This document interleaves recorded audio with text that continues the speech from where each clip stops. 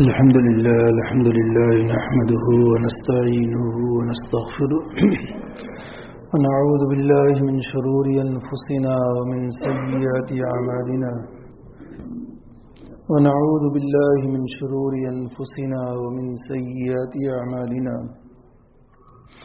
ونعوذ بالله من شرور أنفسنا ومن سيئات أعمالنا من يهده الله فلا مضل له ومن يضلله فلا هادي له ونشهد أن لا إله إلا الله وحده لا شريك له ونشهد أن سيدنا ومولانا محمدا عبده ورسوله وصلى الله تعالى عليه وعلى آله وأصحابه وأزواجه وذرياته ومن تبعهم بإحسان إلى يوم الدين أما بعد فأعوذ بالله من الشيطان الرجيم بسم الله الرحمن الرحيم الحمد لله رب العالمين الرحمن الرحيم مالك يوم الدين إياك نعبد وإياك نستعين اهدنا الصراط المستقيم صراط الذين أنعمت عليهم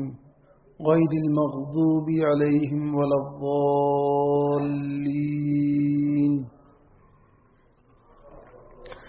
شروع اللہ کے نام سے جو سب پر مہربان ہیں بہت مہربان ہیں۔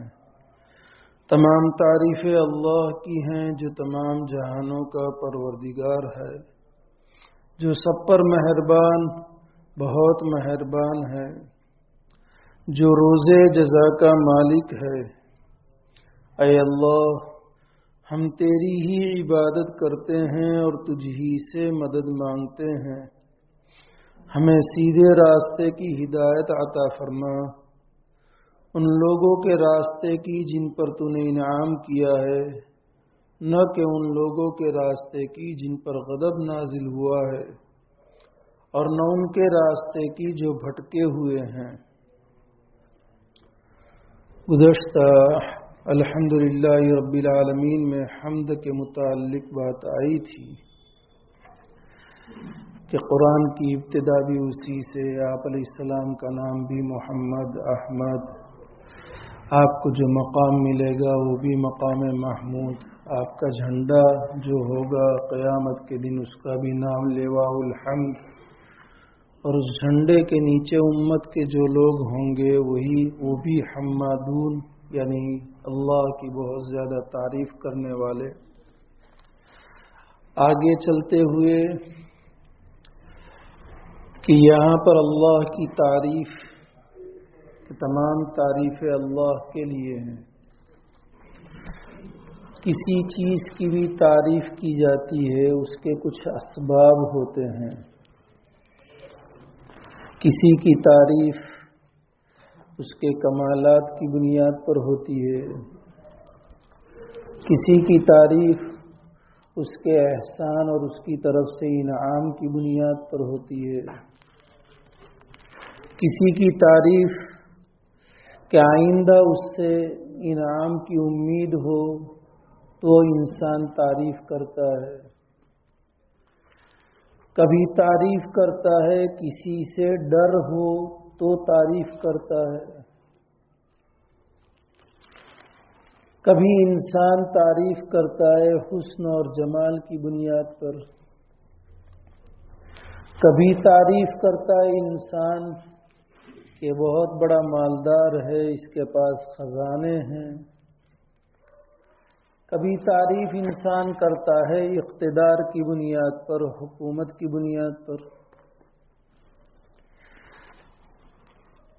یہ سب اوصاف جو گنوائے، کمال، احسان و انعام، آئندہ ملنے کی امید، ڈر، حسن اور جمال، خزانوں کا مالک ہونا کہ اقتدار کا ہونا، دنیا میں سب ایک ساتھ کسی ایک میں نہیں ہوتے ہیں۔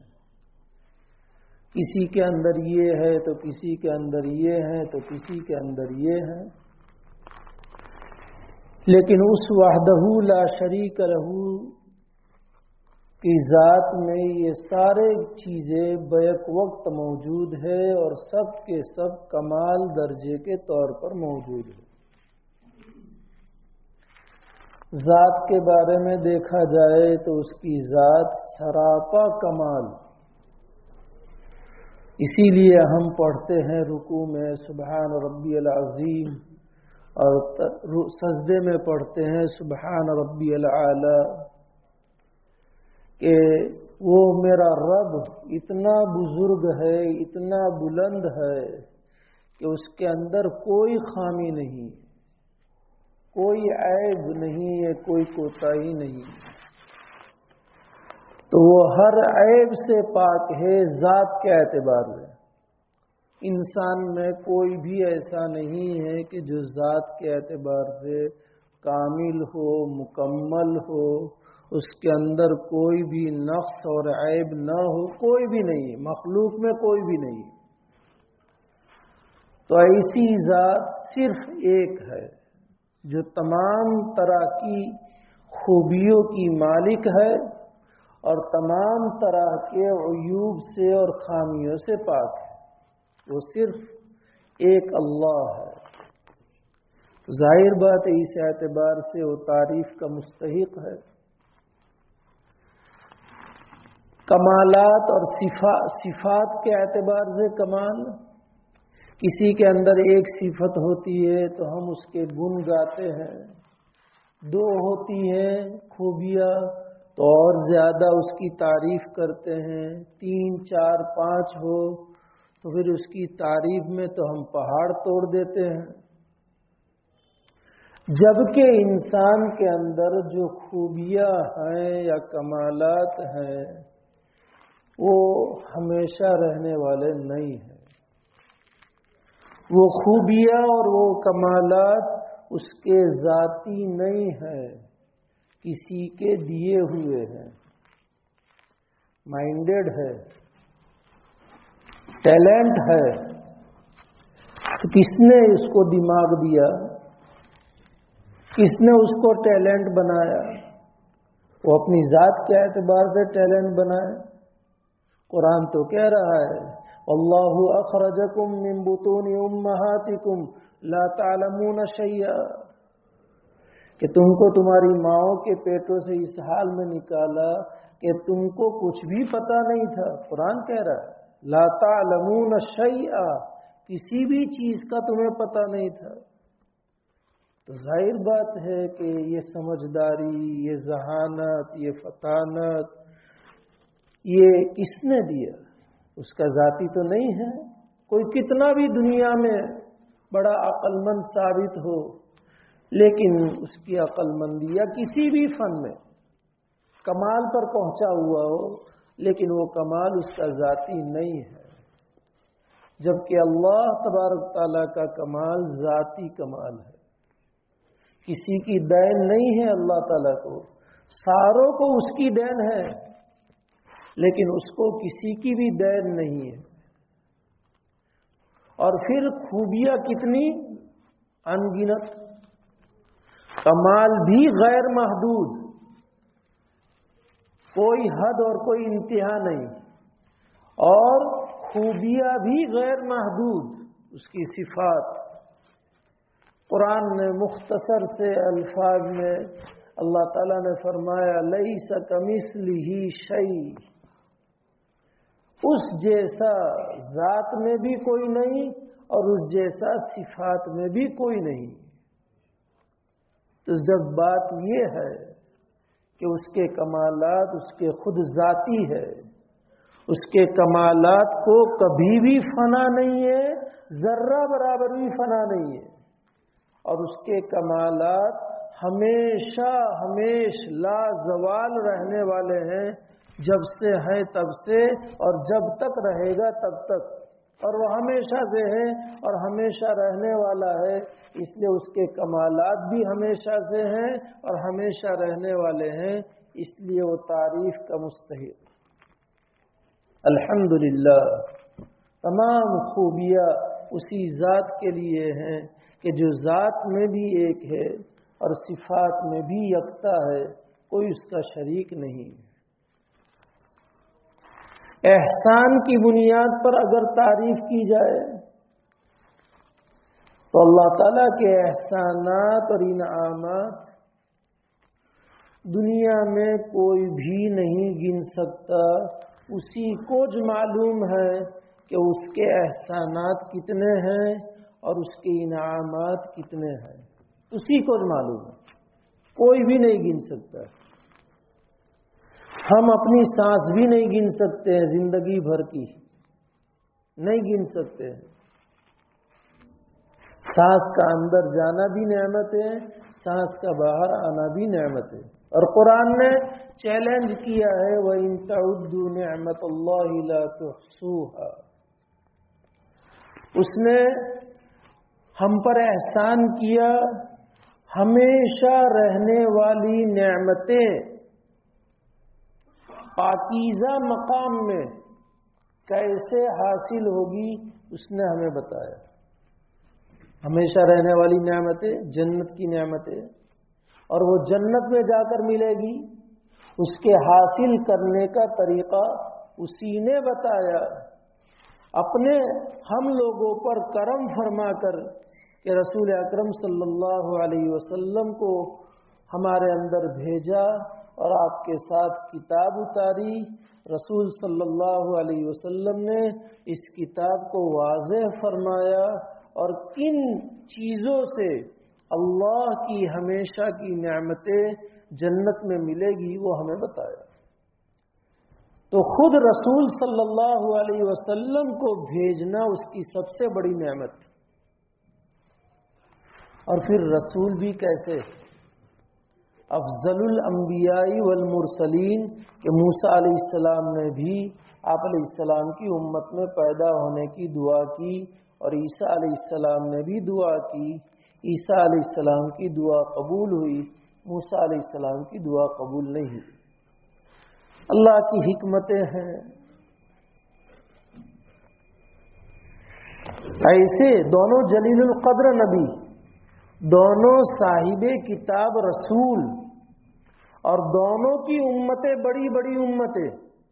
ان کے علاوہ دیگر انبیاء علیہ السلام کی امتیں بہت چھوٹی ہوگی. تو جلیل القدر نبی, صاحب کتاب رسول, بڑی امتوں کے پیغمبر, اور لیکن پھر بھی نبی اکرم صلی اللہ علیہ وسلم کی امت میں ہونے کی دعا کی تو اللہ نے ہم کو بغیر مانگے نعمت دی ہے, بغیر استحقاق کے یہ نعمت دی ہے کہ جس رسول صلی اللہ علیہ وسلم نے آ کر کتاب کی توضیح اور تشریح اور اس کی وضاحت فرما کر ہمیں زندگی گزارنے کے طریقے بتائے کہ کن کاموں سے اللہ راضی ہوتے ہیں, جس پر ساری نعمتوں کا مدار, اور کن کاموں سے اللہ ناراض ہوتے ہیں تاکہ ہم ہر قسم کی عذاب اور تکلیفوں سے بچ سکیں. یہ کتنی زبردست نعمت ہے. اس نے ہم پر فرائض عائد کیے, نماز, روزہ, زکوٰۃ, حج, قربانی, صدقۃ الفطر, پڑوسیوں کے حقوق, والدین کے حقوق, صبر, شکر, اخلاص, یہ سب فرائض ہیں. ان فرائض کی ادائیگی کے لیے ہمیں جسمانی صحت اور طاقتیں دی. یہ کیا اللہ کی نعمتیں نہیں ہیں؟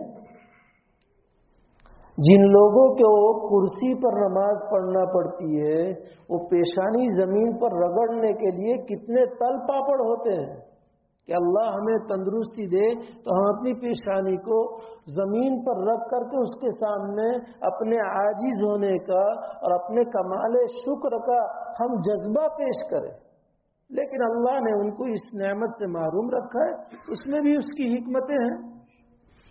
ہم کو صحیح سالم رکھا, تندرستی دی, ہمارے اعضاء بنائے ایسے کہ جس سے اس کے لاگو کردہ فرائض کو ہم بآسانی ادا کر سکتے ہیں. اور مزید دنیا کی نعمتیں، ضروریاتیں، آسائشیں، راحتیں، یہ سب اللہ کی نعمتیں ہیں کہ بیک وقت ہم ساری نعمتوں کو استعمال بھی نہیں کر سکتے. ابھی ایسی استعمال کر سکتے ہیں، یہ نعمت ہے، لیکن نہیں کر سکتے. ابھی پنکھے استعمال نہیں کر سکتے، گرمی کے کپڑے ابھی استعمال نہیں کریں گے. ٹھنڈی کے موسم میں گرمی کی چیزیں استعمال نہیں کر سکتے. گرمی کے موسم میں ہم ٹھنڈی کی ہیٹر چالو کر دیں گرمی کے موسم میں، کیا بنے گی؟ سمجھانا چاہتا ہوں کہ اتنی نعمتیں دنیا کی بھی کہ جسے ہم بیک وقت ساری نعمتوں کو استعمال بھی نہیں کر سکتے. سب قسم کی دال ایک ساتھ کھا سکتے؟ ہاں، کھچڑا کھاتے ہیں، کھچڑے میں سبز ہوتا ہے نا، لیکن پھر بھی بہت ساری نعمتیں نہیں ہیں جو کھچڑے میں نہیں آتی ہے. ایک ساتھ آتی ہے کچھ دالیں، گوشت آتا ہے، تیل، مرچی، مسالہ سب، لیکن پھر بھی ایپل اندر ڈال دو کہ یہ ایپل والا کھچڑا ہے. سمجھانا چاہتا ہوں میں کہ تمام نعمتیں اس کی دی ہوئی وہ ہیں کہ ایک ساتھ بھی ہم استعمال نہیں کر سکتے ہیں. تو جب اتنا زبردست وہ محسن ہے، وہ منعم ہے، دنیا میں کوئی تھوڑا سا احسان کر دیتا ہے تو ہم اس کی تعریف میں ہمیشہ اس کے گن گایا کرتے ہیں، اور اگر کوئی اس کے خلاف بکواس کرے تو میرے جیسا کوئی بدتمیز ہو تو سیدھا اس کے اوپر ہاتھ اٹھا دے کہ میرے محسن ہیں، میرے منعم ہیں، اور میرے سامنے تم ان کی برائی بیان کرتے ہو.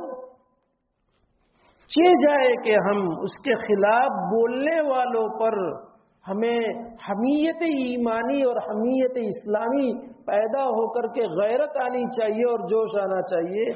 ہم اس کے فرائض کو بھی انجام نہیں دے پاتے، تو وہ خوبی کا لائق ہے. الحمدللہ رب العالمین، اتنے سارے احسانات اور انعامات کی بنیاد پر آدمی کو آئندہ، بھائی مجھے میرے آئندہ مسائل ہیں اور انہوں نے وعدہ کیا ہے کہ لڑکی کی تمہاری شادی کر لو مفتی صاحب، میں مدد کروں گا. اب ظاہر بات ہے کہ آئندہ اس کے انعامات کی امید ہے. ابھی اس نے انعام کیا نہیں، احسان کیا نہیں، امید جتلائی، لیکن وہ وعدے کو پورا کرنے والا ہے، کریم ہے، وعدہ خلاف نہیں ہے. تو ہم ابھی سے کہ میری لڑکی کی شادی کی ساری ذمہ داری فلاں نے لے لی ہے. کتنے سخی ہے، کتنے مجھے بالکل ٹینشن مکت کر دیا، ٹینشن فری کر دیا، بہت ٹینشن تھا. آدمی تعریف کرتا ہے. ہمیں آئندہ بھی اس کے احسانات کی اور اس کے انعامات کی ضرورت ہے، اس کے بغیر ہم جی نہیں سکتے ہیں، دنیا میں بھی اور آخرت میں بھی. دنیا میں بھی اور آخرت میں بھی. اس لیے بھی وہ تعریف کا لائق ہے. الحمدللہ رب العالمین. خوف کا غلبہ ہے تو بھی تعریف کرتے ہیں، اور خوف کا غلبہ بسا اوقات ظاہری تعریف پر آدمی کو آمادہ کرتا ہے، اور بسا اوقات خوف کے غلبے کی وجہ سے وہ دل سے بھی تعریف کرنے لگتا ہے. اللہ ایک ایسی ذات ہے کہ اس کا خوف حقیقی خوف ہے. دنیا داروں کے خوف کی طرح کوئی خوف اس کا نہیں ہے کہ وہ دنیا دار اپنے خوف کا اسے مستحق بنا سکے، کوئی ضروری نہیں ہے. لیکن اللہ تو اس پر مکمل قدرت رکھنے والے ہیں، اس کے پاس سارے اختیارات ہیں. اس بنیاد پر وہی ذات ہے کہ اسی سے ڈرا جائے. تو جب اسی سے ڈرا جائے، واللہ احق ان تخشاہ، تو جب اسی سے ڈرنا ہے تو تعریف بھی اسی کی، اور دل کی گہرائی سے تعریف. تو اس صورت میں وہ اسے پسند کر کے تعریف کرنے والے کو اپنے خوف سے معمون کر دے گا کہ تعریف کی، ہاتھ میں میمورنڈم دیا، تو اس صورت میں اب ان کے اوپر کوئی کیس نہیں چلے گا، اشارہ کر رہا ہوں اللہ کرے کہ سمجھ میں آئے۔ اور میمورنڈم لے لیا تو بناوٹی کیس بنا کر کے ڈال دیا زندگی بھر تک۔ لیکن وہ تو ایسا زبردست قدرت والا ہے کہ یہاں تمہارے پاس چند روزہ عارضی ہے اس لیے تم کرو، لیکن اس میں بھی کامیابی نہیں۔ اعلیٰ درجے کی کورٹ نے اسے بری کر دیا، تو کہاں گیا تمہارا پاور؟ لیکن اس کا پاور ایسا ہے کہ اس سے بچنے کے لیے اس کی تعریف کی جائے تو یقیناً وہ خوش ہو کر کے اپنے خوف و خشیت سے اور اپنے عذاب اور سزاؤں سے معمون کر دیتا ہے۔ اس وجہ سے بھی وہ اس لائق ہے کہ اس کی تعریف کی جائے۔ الحمدللہ رب العالمین۔ حسن اور جمال کی بنیاد پر تعریف کی جائے۔ دنیا میں جس کو ہم حسین سمجھتے ہیں جبکہ یہ حسن عارضی ہے، کسی اور کی دین ہے، بیوٹی پارلر کی بھی دین ہے، اللہ صحیح سمجھ دے۔ کیا معلوم دنیا کہاں جا رہی ہے؟ تو عارضی ہے۔ گلاب گوٹا خالی کھلا دو نا تو سارا حسن پر پانی پھر جائے۔ تھوڑا سا گلاب گوٹا کھلا دو تو سارا حسن ختم ہو جاوے، جس پر فریفتگی تھی، جس پر ناز تھا، سارا ختم ہو جاوے اور ایک ہی دن میں ختم ہو جاوے۔ ایسا حسن، اور اس پر ہم تعریف کرتے ہیں کہ فلاں بڑا حسین ہے، فلاں بڑا حسین ہے، اور اس کے پیچھے گانڈے کی طرح گھومتے ہیں۔ گانڈا آپ لوگوں کا اردو ہے، ہاں؟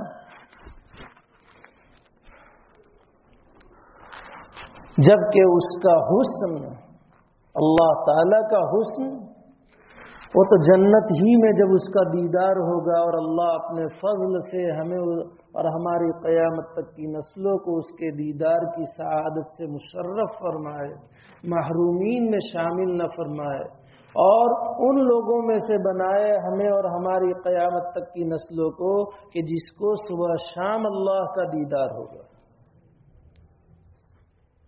تب پھر بھی حقیقی حسن تو اس وقت بھی ظاہر نہیں ہوگا، لیکن اس وقت کچھ ابھی دنیا کی آنکھیں اس طاقت والی نہیں ہیں کہ اللہ کے حسن کو دیکھ سکے، اس لیے موسیٰ جیسے جلیل القدر نبی کو بھی کہہ دیا لن ترانی، نہیں دیکھ سکتے وہ دنیا میں۔ پہاڑ پر تھوڑی سی تجلی ڈالی، موسیٰ بے ہوش ہو کر کے گر گئے اور پہاڑ کے پرخچے اڑ گئے، تھوڑی سی تجلی نور کی، اس لیے وہ وہاں ہی ہوگا۔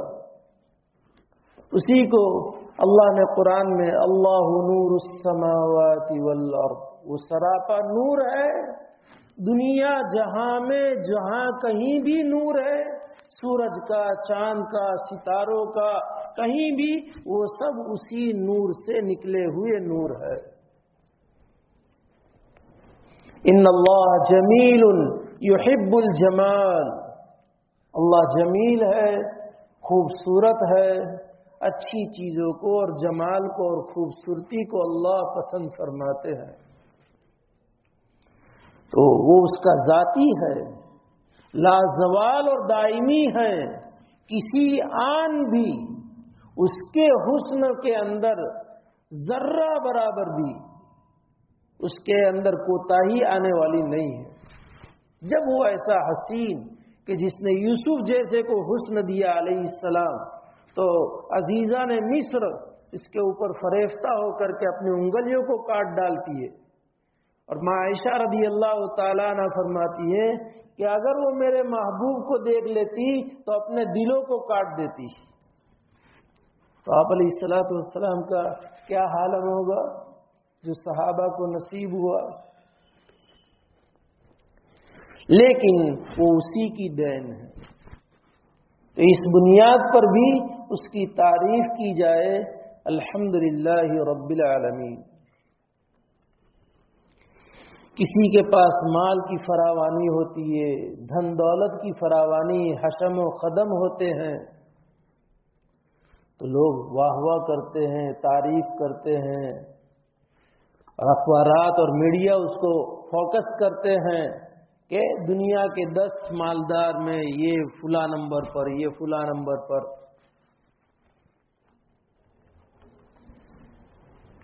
وَلِلَّهِ خَزَائِنُ السَّمَاوَاتِ وَالْأَرْضِ. یہاں کی مالداری ہمیشہ کی مالداری نہیں ہے، زیادہ سے زیادہ موت تک رہے گی. اگر حکومت اور سیاست کی مدد ہے تو، ورنہ تو وہ بھی موت تک رہے، اس کی کوئی گارنٹی نہیں.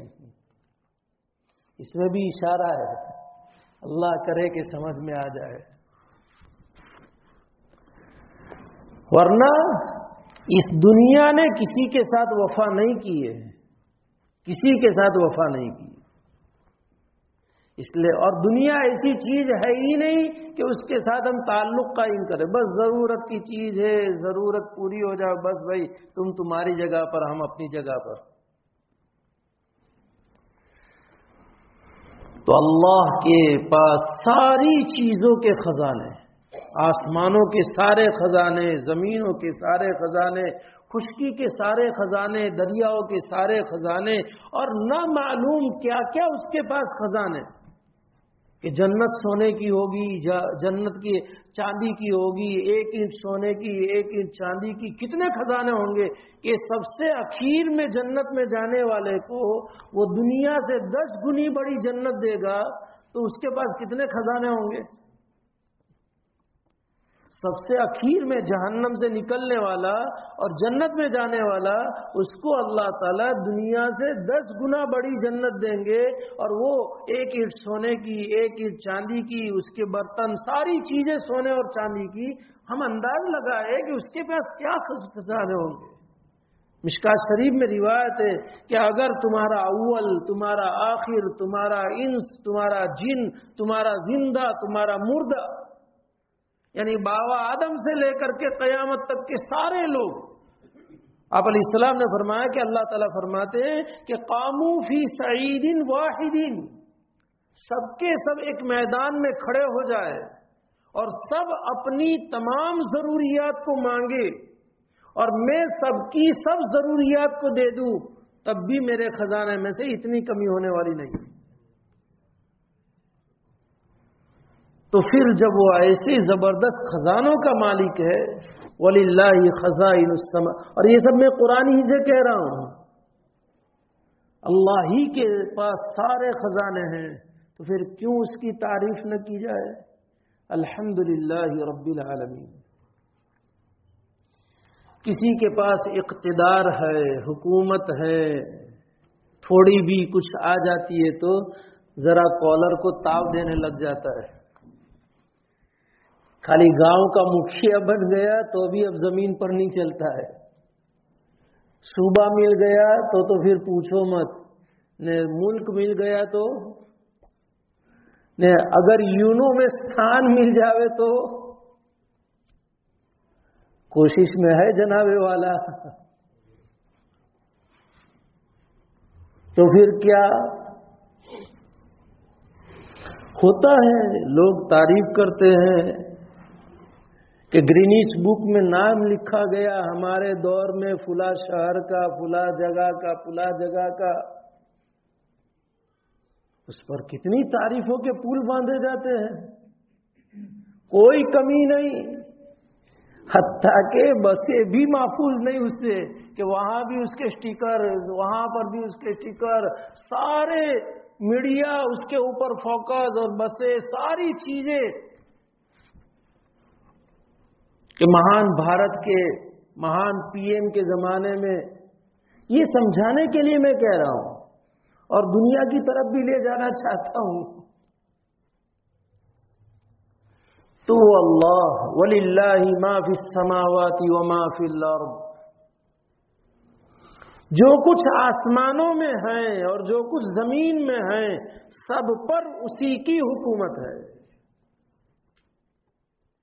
ان الحکم الا للہ، حکم تو صرف اللہ ہی کا چل کر کے رہے گا. چاہے تمہارے پاس دنیا میں عارضی حکومتیں ہیں، کرسیاں ہیں، قلم ہے، تمہارے پاس عدالتیں ہیں، تمہارے پاس سارے اسباب ہیں، لیکن پھر بھی تمہارا حکم نہیں چلے گا، اللہ ہی کا حکم چلے گا. ان الحکم الا للہ. اس لیے بہت سارے مقامات ہیں کہ ان کو پیچھے ہٹنا پڑا ہے. کیوں؟ ان الحکم الا للہ. جب اقتدار اس کا ہے اور اتنا پاورفل اقتدار ہے کہ کوئی اس کی حکومت سے نہ بھاگ سکتا ہے نہ چھپ سکتا ہے. بہت سارے یہاں سے تو بھاگ گئے، اس کی حکومت نہیں. قرآن نے کہا ہے کوئی بھاگ نہیں سکتا ہے اس کے یہاں سے، کوئی چھپ نہیں سکتا ہے اس کے یہاں سے. یہاں تو جیلیں ٹوٹ کر کے سب بھاگ جاتے ہیں، اندر سرنگیں بن کر کے سب نکل جاتے ہیں، پھر بھی گرو ہے اور اس کی وجہ سے تعریفوں کے پل باندھے جاتے ہیں. ان الحکم الا للہ. کوئی سرنگ نہیں بنا سکتا، کوئی بھاگ نہیں سکتا، کوئی چھپ نہیں سکتا. سارے کے سارے اس کے احاطے علمی میں ہیں اور سارے کے سارے اس کے قدرت کے دائرے میں ہیں. وہ جس سے جب چاہے اپنی قدرت سے فیصلہ کر سکتا ہے. جب بات یہ ہے تو الحمدللہ رب العالمین. ان ساری وجوہات کی بنیاد پر اللہ ہی وہ ذات ہے کہ جس کی تعریف کی جانی چاہیے. اور دنیا میں اگر کوئی تعریف ہوتی ہے تو عارضی طور پر حقیقت اس کی ہی تعریف ہے، لیکن حمد کی حقیقت کیا ہے اس کو بھی سمجھنا. یہ تو اسباب ہوئے اور میں نے آپ کو دلائل سے بتایا کہ اس کی بنیاد پر صرف اللہ ہی تعریف کے لائق ہے، کوئی بھی تعریف کے لائق نہیں ہے. لیکن تعریف کہتے، ہم تعریف کرتے ہیں، کہتے ہیں، اس کی حقیقت کیا؟ زبان سے ہم نے پڑھا الحمدللہ، الحمدللہ رب العالمین، الحمدللہ وحدہ فللہ الحمد ولک الشکر ولک الحمد. جس طریقے سے بھی ابھی آگے حمد کے کلمات بھی آئیں گے انشاءاللہ کہ کیا کیا اس کی فضیلتیں ہیں. شقیق ابن ادہم رحمت اللہ علیہ کہتے ہیں کہ حمد کی تعریف کی حقیقت یہ ہے کہ جب کوئی نعمت ہمیں حاصل ہو تو سب سے پہلے نعمت حقیقت دینے والی جو ذات ہے اور وہ اللہ کی ذات ہے اس کو پہچانو کہ میرے رب نے یہ نعمت مجھے پہنچائی ہے. چاہے واسطہ اور سبب کچھ بھی ہو، چاہے واسطہ اور سبب کچھ بھی ہو، لیکن میرے اللہ نے مجھے یہ نعمت پہنچائی ہے. ایک تو سب سے پہلے یہ جانو کہ یہ نعمت جو مجھے پہنچی ہے میرے اللہ نے پہنچائی ہے. چاہے میری امی کے دل میں ڈالا، چاہے میرے ابا کے دل میں ڈالا، چاہے میرے دوست کے دل میں ڈالا اور دوست کے ذریعے آیا، امی نے بھیجا، ابو نے بھیجا، ابو نے دلا دیا. لیکن کون ہے ابو کے دل میں ڈالنے والا؟ کون ہے دوست کے دل میں ڈالنے والا؟ کون ہے مالدار کے دل میں ڈالنے والا؟ دلوں کا مالک تو وہی ہے. اس لیے کہ میرے رب ہی نے ان کو واسطہ بنا کر کے مجھ تک نعمت پہنچائیے، اس کی بھی ہم اور یہ جو واسطہ بنے ان کا بھی شکر. ایک بات یہ. دوسری بات، اللہ نے جو نعمت ہمیں پہنچائی ہے اس نعمت کے پہنچانے پر رضا بالقضاء کا فیصلہ، رضا بالقضاء کا کہ اس نے نعمت پہنچائی، اس پر اپنی رضامندی کا اظہار. اللہ کا شکر ہے اللہ نے پہنچا دیا، عین وقت پر پہنچایا، ضرورت تھی پہنچایا. اس کا اظہار اللہ کے بارگاہ میں کہ اے اللہ وقت پر تو نے نعمت پہنچا دی، اے اللہ تو ہی اس لائق ہے کہ تیری تعریف کی جائے. اللہ کے فیصلے پر راضی. دوسری چیز یہ. تیسری چیز کہ اس نعمت کو ہم نے استعمال کیا، چاہے وہ کھانے پینے کے اعتبار سے ہو، چاہے لباس کے اعتبار سے ہو، چاہے آرام کے اعتبار سے، آسائش کے اعتبار سے، اور ہمارے جسم کو اس سے جتنا فائدہ ہوا، جب تک ہمارے جسم کو اس نعمت سے فائدہ پہنچے وہاں تک ہمارا جسم معاصی کے قریب بھی نہ جائے، یہ ہے حمد کی حقیقت۔ اور ظاہر بات ہے کہ ہر وقت اس کی نعمت سے ہمارے جسم کو فائدہ پہنچتا ہے تو ہر وقت ہم گناہ سے دور رہے۔ یہ تین کام ہوں گے تو حمد کا تحقق کمال درجے پر ہوگا۔ ایک، اللہ ہی منعم ہے، نعمت دینے والی ذات اللہ ہی کی ہے۔ دوسرا، اللہ نے جو نعمت جس وقت پہنچائی اس پر راضی۔ اور تیسرا کہ اس نعمت سے جب تک ہمارے جسم کو فائدہ پہنچتا رہے اس وقت تک ہم گناہوں کے قریب نہ رہے۔ یہ ہے حمد کی حقیقت۔ اللہ ہمیں نصیب فرما دے۔ حمد کے مواقع بھی ہیں، حمد کے مواقع کہ کس جگہ پر اللہ کی حمد کرنا چاہیے۔ سری سقطی رحمت اللہ علیہ بہت بڑے مشائخ میں سے ہے اور ہمارے اکابر میں سے ہیں۔ ان سے ایک مرتبہ کسی نے پوچھا کہ اللہ کی عبادت اور اس کی اطاعت کس طرح کی جائے کہ جس سے وہ راضی ہو جائے۔ بڑا عمدہ جواب ہے، اللہ کرے کہ حقیقت دلوں میں بیٹھ جائے۔ سری سقطی رحمت اللہ علیہ فرماتے ہیں کہ ایک مرتبہ میں نے الحمدللہ کہا تھا، آج اس کو 30 سال ہو گئے جس وقت کہا تھا، اور 30 سال سے میں اس الحمدللہ پر اللہ سے معافی مانگتا ہوں۔ ایک مرتبہ میں نے الحمدللہ کہا تھا، آج اس کو 30 سال ہو گئے اور میں 30 سال سے مسلسل اس الحمدللہ کہنے پر اللہ سے معافی مانگتا ہوں۔ ہم سب کو تعجب ہے، تو اس زمانے میں بھی تعجب، جن لوگوں نے پوچھا اور ان کے سامنے انہوں نے یہ جواب دیا، سب تعجب میں گر گئے۔ پوچھا کیسے؟ کہا کہ ایک مرتبہ بغداد میں آگ لگی اور بڑی زبردست آگ لگی جس میں ہزاروں دکانیں، ہزاروں مکانات خاک آلود ہو گئے، جل کر کے سارے۔ اس وقت کسی نے مجھے آ کر کے کہا کہ آپ کا مکان بچ گیا ہے۔ اس پر میں نے الحمدللہ کہا۔ بعد میں مجھے تنبیہ ہوئی کہ میرا تو مکان بچ گیا، سارے مسلمانوں کے مکان اور دکان جل گئے ہیں، یہ میری مروت اسلامی کے خلاف ہے۔ اس لیے میں نے الحمدللہ اسلامی مروت کے خلاف کہا ہے۔ آج 30 سال سے میں مغفرت مانگ رہا ہوں۔ بڑوں کی باتیں ہیں، کیونکہ مسلمان کا مسلمان کے ساتھ تعلق کیا ہے؟ مسلمان کا بھائی ہے نا، عمارت کی طرح ہے، ایک اینٹ دوسری اینٹ سے جڑی ہوئی ہے، بھائی بھائی کی طرح، جسم کے اعضاء کی طرح۔ ایک جسم کو دکھ پہنچے تو پورے جسم کو دکھ پہنچتا ہے، اور ایک جسم کو آنکھ دکھنے لگے تو کہ بھئی تو دکھا کر ہم تو مزہ کریں گے، ہم تو مزے کے کھانے کھائیں گے۔ منہ کہتا ہے، زبان کہتی ہے بیٹا کھا لینا، امی پیار سے کہتی بیٹا کھا لینا، امی آنکھ دکھتی ہے کچھ اچھا نہیں لگتا ہے، تو آنکھ کو کھانے کا ہے؟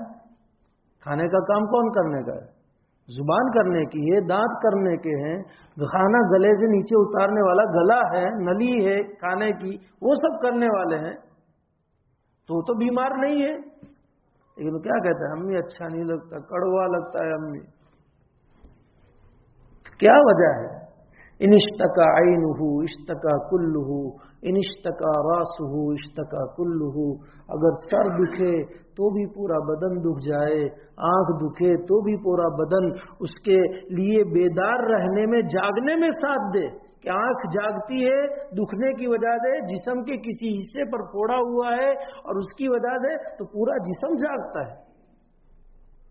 وہ انہوں نے کہا سری سقطی علیہ الرحمن ہے کہ سارے مسلمانوں کے مکانات اور دکانیں جل گئے. میری مروت اسلامیہ تھی کہ میں اپنے مکان کے بچنے پر الحمدللہ نہ کہتا، انا للہ پڑھتا، لیکن وہ الحمدللہ میں نے کہا. آج 30 سال سے استغفار کر رہا ہوں. تو یہ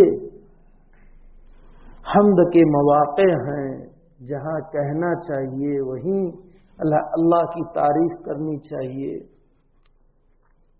اللہ کی تعریف کرنا انبیاء علیہ الصلوۃ والتسلیم کا بھی طریقہ رہا ہے، جنتیوں کا بھی طریقہ رہے گا.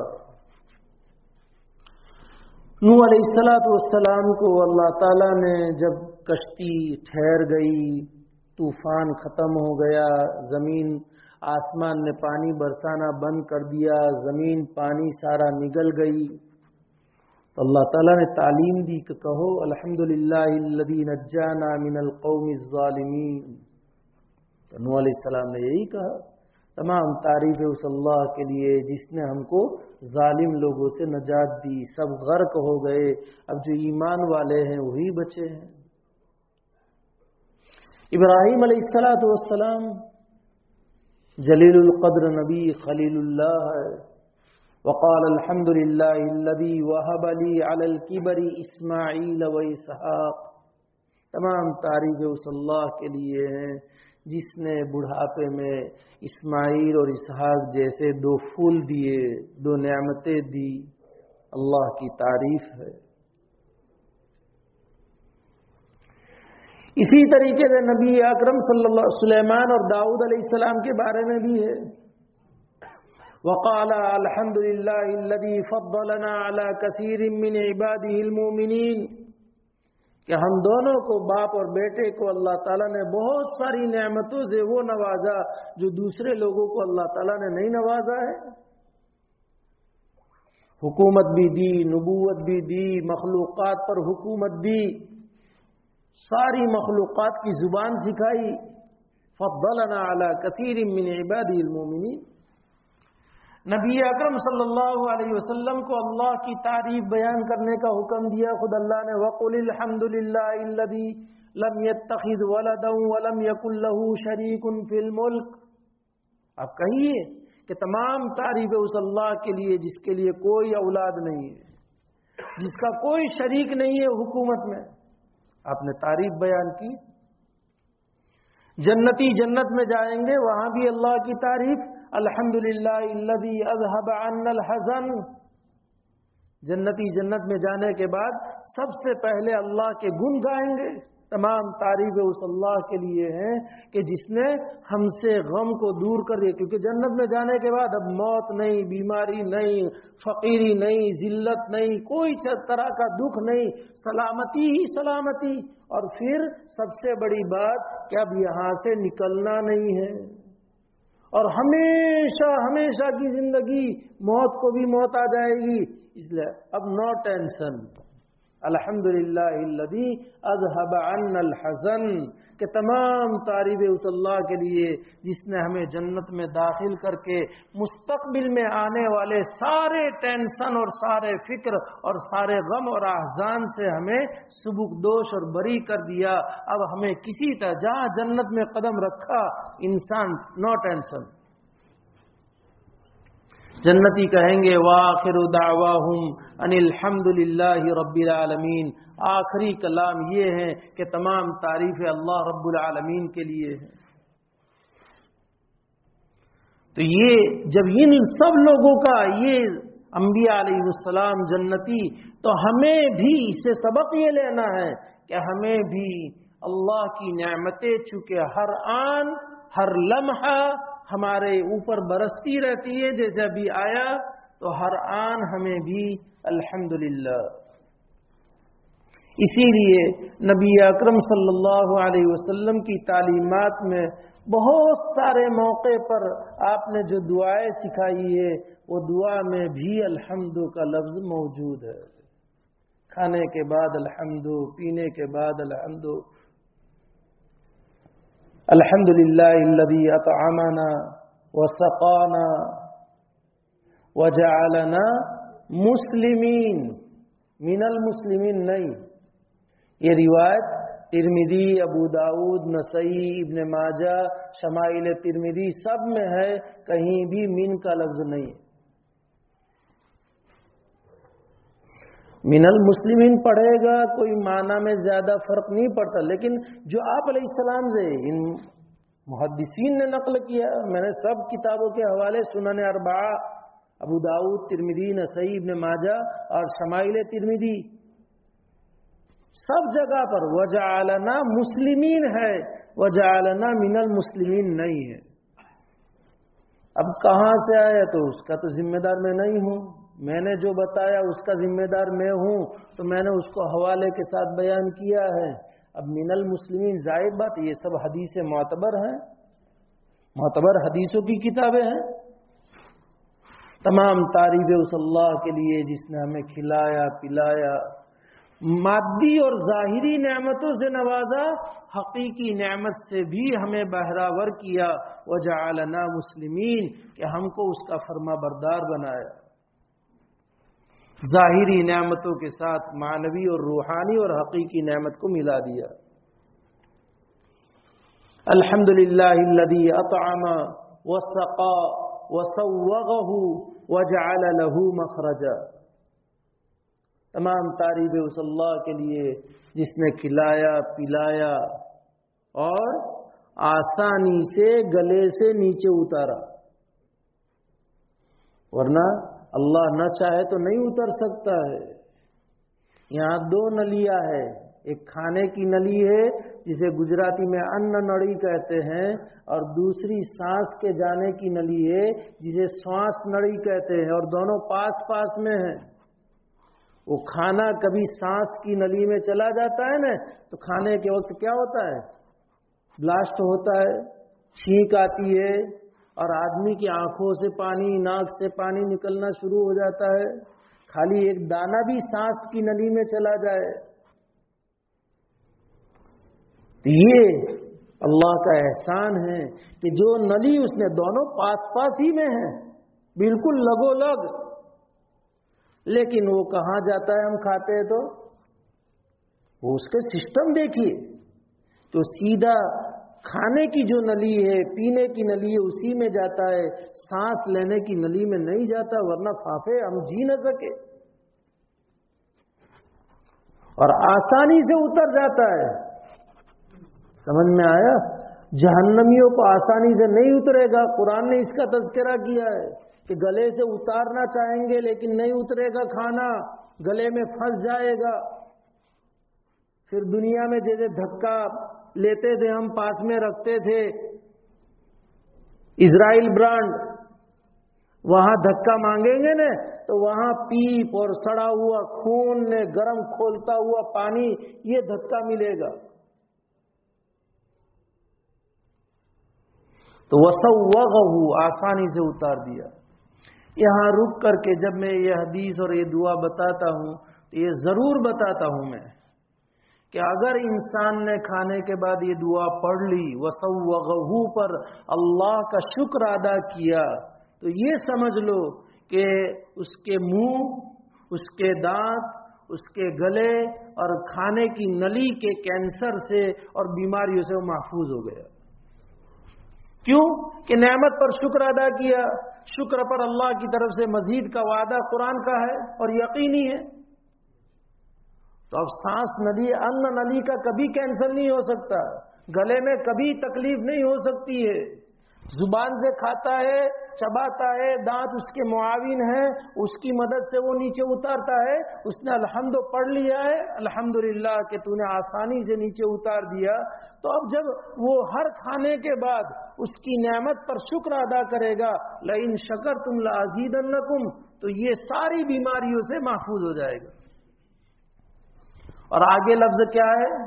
وَجَعَلَ لَهُ مَخْرَجًا، کہ فاسد مادہ، چونکہ لیور یہ مین انسانی جسم میں جیسے ہمارے گھر میں مین اس کا ایریا کچن کا ہے کہ بھئی کچن مضبوط تو گھر کے احوال مضبوط، کچن والی مضبوط، تو پھر مفتی صاحب کی مہمانی میرا خالی نام لیتا ہوں، میں نے کہا کہ میں اپنی ہی مثال لیتا ہوں تاکہ مجمع میں سے کسی کی مثال سے کسی کو برا نہ لگے، اس لیے ہمیشہ اپنی ہی مثال۔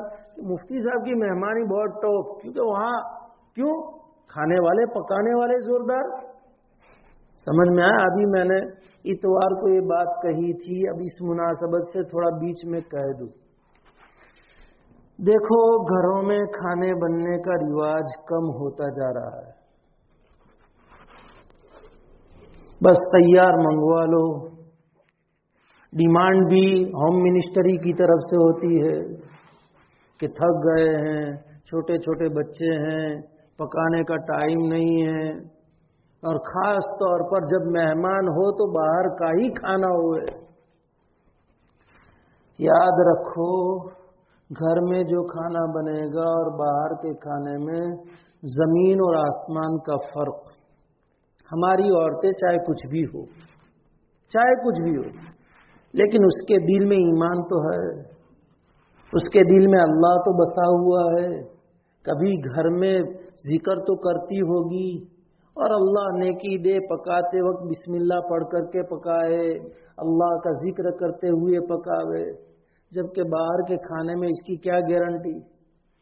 چاہے مسلمان پکانے والے ہوں، چاہے، کیونکہ ان کا تو کاروبار ہے، اور عموماً الا ماشاء اللہ سب دین سے دور ہوتے ہیں، پھر اس کھانوں کے اوپر ہزاروں کی نظریں، کیا معلوم کس کی نظریں کیسی ہو۔ اس لیے یہ جو رواج باہر کے کھانے کا، اور پھر کہتے ہیں کہ گیس ہمارے یہاں 3 مہینے چلتا ہے ایک بوتل، تو چلے اتنے بھائی، سال بھی چلانا ہو تو چلے گیس کی ایک بوتل، کہ گیس کا بل بھی بہت کم آتا ہے، تو کم جاوے نا، پھر کہاں گھر میں پکتا ہی ہے۔ تو یہ تو اللہ کا شکر ہے کہ چائے آرڈر سے نہیں آتی ہے، کیا معلوم چائے بھی آتی ہوگی مجھے پتہ نہیں ہے، ورنہ صبح کا ناشتہ تو آتا ہے آرڈر سے، لیکن چائے تقریباً گھر میں بنتی ہوگی، باہر سے نہیں آتی ہوگی۔ وہ دور بھی آئے گا کہ چائے بھی اب باہر سے ہے، کہ برتن مانجنے کا یہ سب کوئی مسئلہ نہ رہے، یوز اینڈ تھرو، چاٹنے کا بھی اور برتن صاف کرنے کا بھی کوئی مسئلہ نہیں۔ کیسے چاٹیں گے اس برتنوں کو؟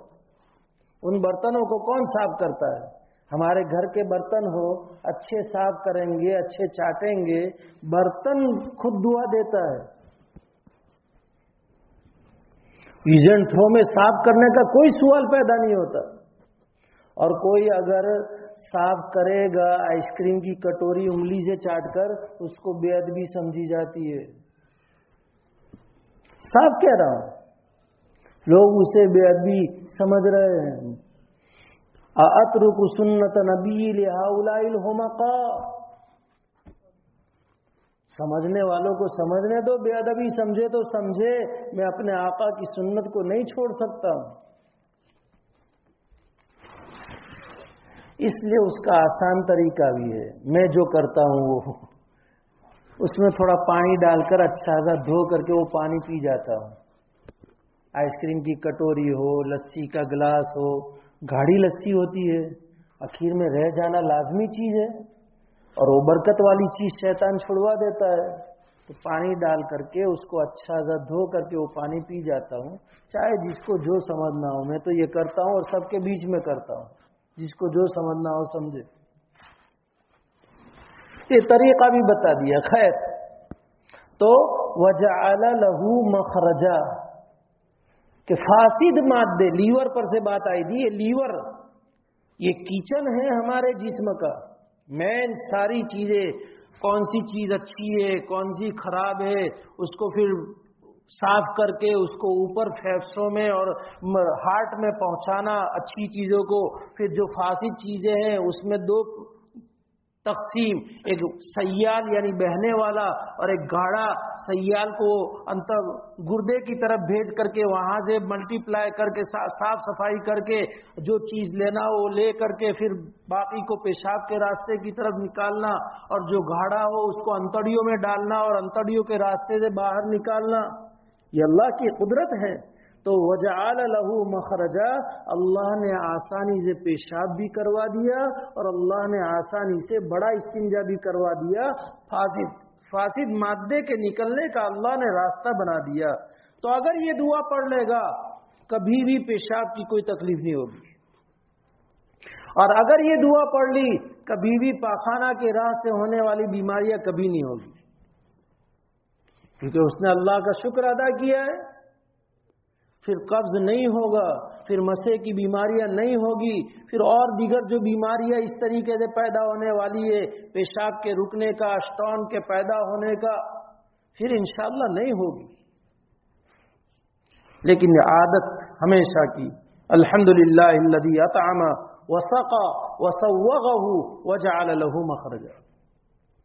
شروع میں بسم اللہ پڑھ کر کھانا کھائے اور کھانا کھانے کے بعد الحمدللہ الذی اطعمنی ھذا الطعام ورزقنی من غیر حول منی ولا قوہ پڑھ لو، حساب نہیں ہوگا کھانے کا۔ حضرت شیخ رحمۃ اللہ علیہ نے فضائل میں یہ واقعہ نقل کیا ہے، پورا تفصیل سے واقعہ ہے، میں اس واقعے کی طرف نہیں جانا چاہتا ہوں۔ اور شمائل ترمذی میں بھی یہ واقعہ ہے، حدیث کی کتابوں میں بھی یہ واقعہ ہے کہ کھانا شروع کرو بسم اللہ سے، اور کھانا کھانے کے بعد کیا دعا پڑھو؟ الحمدللہ الذی اطعمنی ھذا الطعام، تمام تعریف اس اللہ کے لیے جس نے ہمیں کھانا کھلایا، ورزقنی، اور اللہ نے مجھے یہ نعمت دی میری طاقت کے بغیر، من غیر حول منی ولا قوہ۔ انسان چاہے وہ لا سکتا ہے، چاہت تو بہت ہوتی ہے لیکن ہر چاہت پوری نہیں ہوتی ہے۔ اللہ نے مجھے یہ نعمت دی، میری طاقت کے بغیر یہ نعمت دی ہے، حساب نہیں ہوگا کھانے کا۔ بیت الخلاء سے نکلے اس وقت بھی یہی دعا ہے، غفرانک الحمدللہ الذی اذھب عنی الاذی وعافانی۔ کبھی بھی پیشاب کی تکلیف نہیں ہوگی اور کبھی بھی قبض وغیرہ کی تکلیف نہیں ہوگی اگر اس نے یہ دعا یقین کے ساتھ پڑھ لی ہے، کیونکہ اس پاخانے کے اور خراب چیزوں کے نکلنے پر اس نے اللہ کا شکر ادا کیا کہ اس نے مجھے عافیت دی۔ پیشاب زور سے لگتا ہے اس وقت ہمارا کیا حال بنتا ہے، جب تک کہ پیشاب نہیں کر لیتے اور کھل کر کے پیشاب نہیں ہو جاتا ہے، اٹک اٹک کر کے ہوتا ہے تو بھی کیا پریشانی ہوتی ہے۔ قبض جسے ہوتا ہے اور 15-20 منٹ ٹوائلٹ میں لگتے ہیں اس کا کیا حال بنتا ہے۔ لیکن الحمدللہ الذی عافانی، مجھے عافیت دے دی، اذھب عنی الاذی، تکلیف دہ چیز کو مجھ سے دور کر دیا اور مجھے عافیت دی، کبھی بھی نہیں ہوگا۔ بس ایک بات بیان کر کے میں اپنی بات کو ختم کروں، پھر انشاءاللہ آئندہ چلیں گے۔ چھینکنے کے بعد آدمی کو چھینک آئے الحمدللہ پڑھتا ہے، اور ہر ایک پڑھتا ہے الحمدللہ کم و بیش اللہ ماشاءاللہ، لیکن اگر کوئی چھینک کے بعد الحمدللہ رب العالمین علی کل حال پڑھ لے، اور سب کو یاد ہوگا الحمدللہ رب العالمین تو یہاں ہے، اب اس کے بعد علی کل حال۔ اور یہ بات ملا علی قاری علیہ الرحمٰن نے نقل کی ہے حدیث کے پیش نظر کہ اس کو دانت کی اور کان کی کوئی بیماری نہیں ہوگی۔ اب کیا آپ علیہ السلام کی شان کہ آپ نے کیا کیا ہمیں نسخے دیے ہیں، لیکن ہم ہی غافل ہیں، اور قصور میرا ہے، ہم لوگوں کا ہے کہ ہم آپ لوگوں کو بتاتے نہیں ہیں، اور تھوڑا آپ کا بھی کہ آپ لوگ ہمارے پاس آتے نہیں ہیں۔ لیکن دیکھیے الحمدللہ رب العالمین علی کل حال، دانت کی کبھی بیماری نہیں ہوگی اور کان کی کبھی بیماری نہیں ہوگی۔ اور میں نے حوالے کے ساتھ آپ کو کہا ہے، مشکات میں جہاں باب العطاس کا باب ہے وہاں پر ملا علی قاری علیہ الرحمٰن نے یہ روایت نقل کی۔ اللہ ہمیں ہر حال میں اس کی حمد کرنے والا بنائے، اور اللہ تعالی ہمیں اور ہماری قیامت تک کی نسلوں کو حمادون میں شامل فرما دے، اپنے فضل سے قرآن فہمی نصیب فرما دے۔ بسم الله الرحمن الرحيم. اللهم أنت السلام ومنك السلام، تبارك يا ذا الجلال والإكرام. اللهم صل على سيدنا ومولانا محمد وبارك وسلم. سبحان الله وبحمده، سبحانك اللهم وبحمدك، نشهد أن لا إله إلا أنت، نستغفرك ونتوب إليك.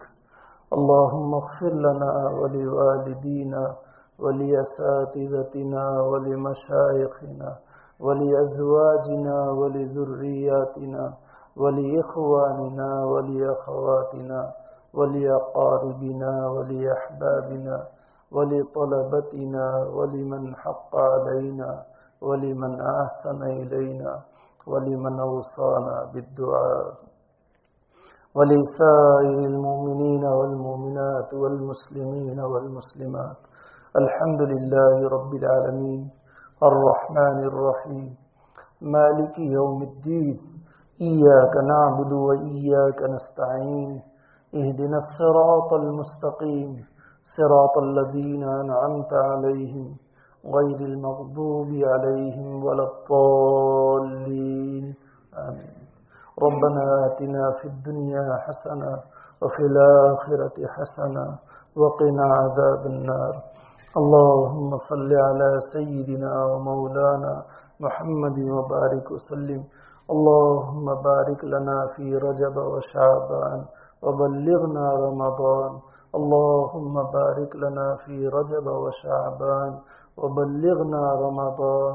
اللهم بارك لنا في رجب وشعبان وبلغنا رمضان. يا أرحم الراحمين، يا أرحم الراحمين، یا ارحم الراحمین. اے اللہ اپنے فضل و کرم سے اس کہنے سننے کو قبول فرما، عالمی سطح پر قبول فرما. اے اللہ اخلاص سے مالا مال فرما، ریا سے پوری حفاظت فرما. اے اللہ کہنے میں سننے میں غلطیاں نہ ہو، اس کا فیصلہ فرما. اے اللہ قرآن فہمی نصیب فرما. اے اللہ قرآن کے علوم ہمیں اور ہماری قیامت تک کی نسلوں کو نصیب فرما. اے اللہ احادیث کے علوم، فقہ کے علوم، شریعت اور دین کے علوم نافعہ سے ہم سب کو اور ہماری قیامت تک کی نسلوں کو نصیب فرما. اے اللہ پوری امت کے سارے گناہوں کو معاف فرما. اے اللہ پوری امت کو ہدایت نصیب فرما. اے اللہ ہدایت عام فرما. اے اللہ کوئی گھر باقی نہ رہے، اس کا فیصلہ فرما. اے اللہ سبب کے طور پر ہمیں اور ہماری قیامت تک کی نسلوں کو قبول فرما. اے اللہ اگر آپ قبول کر لیں گے، اے اللہ ہمارا بن جائے گا. آپ کا کچھ بھی بگڑنے کا نہیں ہے. اے اللہ آپ تو غنی ہیں. اے اللہ آپ تو غنی ہے، کسی سے بھی کام لے سکتے ہیں. اے اللہ ہمیں محروم نہ فرما، ہماری نسلوں کو محروم نہ فرما. اے اللہ قرآن سے اور مسجد سے کمال درجے کی وابستگی نصیب فرما.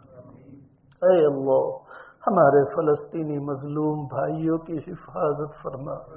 اے اللہ یقیناً آپ کی مصلحتیں ہیں، آپ کی حکمتیں ہیں. اے اللہ لیکن ہم کمزور دیکھنے والے بھی ہیں، کمزور دل والے بھی ہیں. اے اللہ ہماری آنکھیں نہیں دیکھ سکتی، ہمارے کان نہیں سن سکتے، ہمارے دل اس کے متحمل نہیں ہے.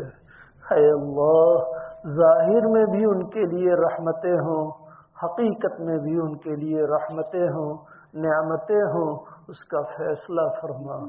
اے اللہ ٹھنڈی کا موسم ہے، بارش ہو رہی ہے، وہ بے گھر ہے، بے سر و سامان ہے. اے اللہ ان کے پاس اس ٹھنڈی اور بارش سے بچنے کے لیے کچھ نہیں ہے، کھانے پینے کے لیے کچھ نہیں ہے. اے اللہ اے اللہ اے اللہ اے اللہ ان کے لیے ہر طرح کی سہولیات مہیا فرما. اے اللہ ان کے لیے ہر طرح کی سہولیات مہیا فرما. اے اللہ ظالم کو ظلم سے روک دے. اے اللہ ظالم کو ظلم سے روک دے.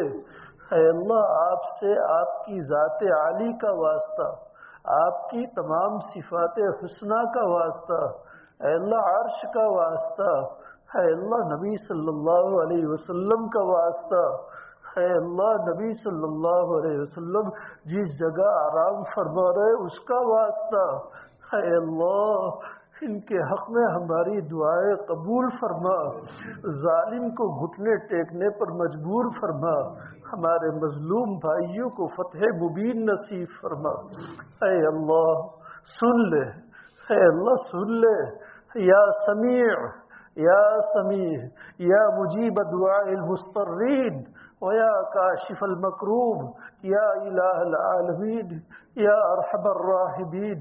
اے اللہ ان کی حفاظت فرما، ان کی مدد فرما، ان کا ولی بن جا، ان کا نصیر بن جا، ان کا وکیل بن جا، ان کا کفیل بن جا، اے اللہ ان کا محافظ بن جا۔ اے اللہ ہمارے ملک میں بھی مسلمانوں پر اے اللہ حد سے زیادہ ظلم ہو رہا ہے، ہمارے گناہوں کی وجہ سے ہے، اے اللہ ہمارے اور پوری امت کے گناہوں کو معاف فرما، اس ملک کے مسلمانوں کے ایمان کی، اسلام کی، اخلاق کی، اعمال کی، علوم نافعہ کی، شعائر اسلام کی، اوقاف کی، جان مال عزت عفت عصمت کی، ہر چیز کی اے اللہ حفاظت فرما، اے اللہ ظالمین کی سخت پکڑ فرما، دشمن کو مغلوب فرما، اے اللہ دشمن کو مقہور فرما، اے اللہ دشمن کی اکثریت اقلیت در اقلیت میں تبدیل فرما، اے اللہ تو جب چاہے ملک چھین سکتا ہے، اے اللہ چھین لے، اے اللہ چھین لے، اے اللہ چھین لے، اے اللہ عدل اور انصاف کو اور امن کو عام فرما، اے اللہ اس مسجد کو، مسجد کے آباد کرنے والوں کو، ان کی قیامت تک کی نسلوں کو، اے اللہ یہ بہت بڑا علاقہ مسلمانوں کا ہے، اے اللہ شہر میں مسلمانوں کی بڑی بستی ہے، سب کو اور سب کی قیامت تک کی نسلوں کو عالمی سطح پر قبول فرما، اے اللہ اس مسجد کی، مسجد کے آباد کرنے والوں کی، ان کی قیامت تک کی نسلوں کی، اس بڑے علاقے کی، پورے شہر کی اور سب کی قیامت تک کی نسلوں کی پوری حفاظت فرما۔